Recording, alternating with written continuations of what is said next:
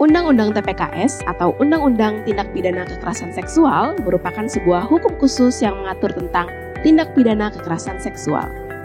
Pembentukannya pun bertujuan untuk mencegah, menangani, melindungi, dan memulihkan korban kekerasan seksual. Terdapat 9 jenis tindak pidana yang digolongkan sebagai kekerasan seksual dalam UU TPKS, seperti pelecehan seksual non-fisik, pelecehan seksual fisik, pemaksaan kontrasepsi, pemaksaan sterilisasi, pemaksaan perkawinan, penyiksaan seksual, eksploitasi seksual, perbudakan seksual, dan kekerasan seksual berbasis elektronik.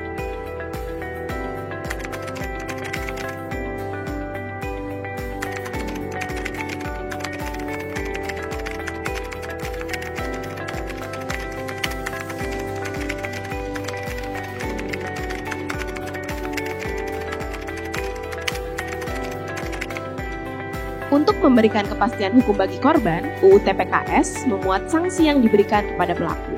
Sanksi tersebut berupa pidana penjara dan sanksi denda.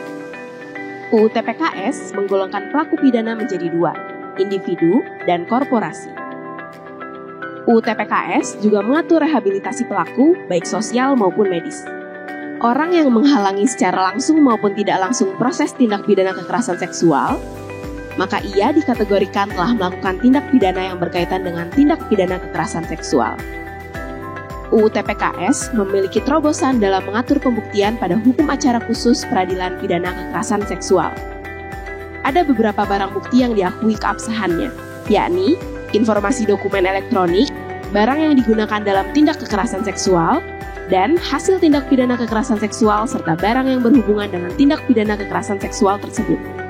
Surat keterangan medis dan hasil rekening bank juga dapat menjadi alat bukti. UU TPKS mengakui keterangan saksi dan atau korban penyandang disabilitas sama seperti keterangan yang diberikan saksi dan atau korban yang bukan penyandang disabilitas. Terobosan lainnya, keterangan saksi dan atau korban disertai dengan satu alat bukti sudah cukup untuk membuktikan dakwaan.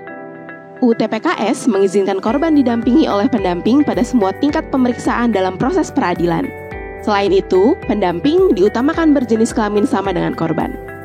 Aparat penegak hukum yang menangani kasus tindak pidana kekerasan seksual juga memiliki syarat khusus. Telah mengikuti pelatihan terkait penanganan perkara tindak pidana kekerasan seksual dan memiliki integritas serta kompetensi tentang penanganan perkara yang berperspektif hak asasi manusia dan korban. Pelaporan tindak pidana dalam UU TPKS dapat melalui UPTD-PPA, kemudian akan diteruskan kepada pihak kepolisian. Di UPTD-PPA, korban berhak mendapatkan penguatan psikologis.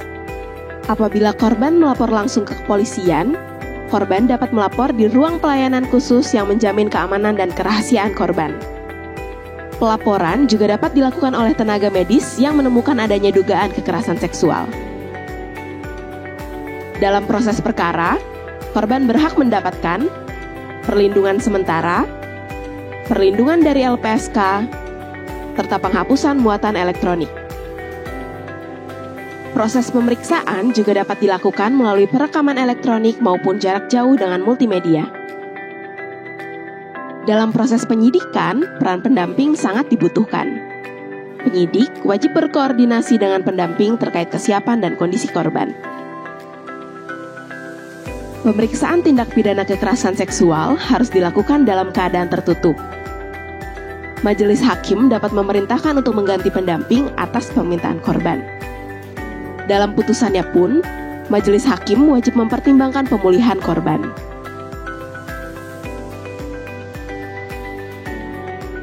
Untuk memastikan terpenuhinya hak-hak korban, keluarga korban, dan saksi, UU TPKS memandatkan penyelenggaraan pelayanan terpadu perlindungan perempuan dan anak di pusat dan daerah. UU TPKS juga mewajibkan adanya pelatihan dan peningkatan kapasitas bagi aparat penegak hukum, tenaga layanan pemerintah, serta penyedia lembaga layanan berbasis masyarakat yang nantinya difasilitasi pemerintah. UU TPKS juga mengatur partisipasi masyarakat dan keluarga dalam melakukan pencegahan, pendampingan, pemulihan, serta pemantauan tindak pidana kekerasan seksual.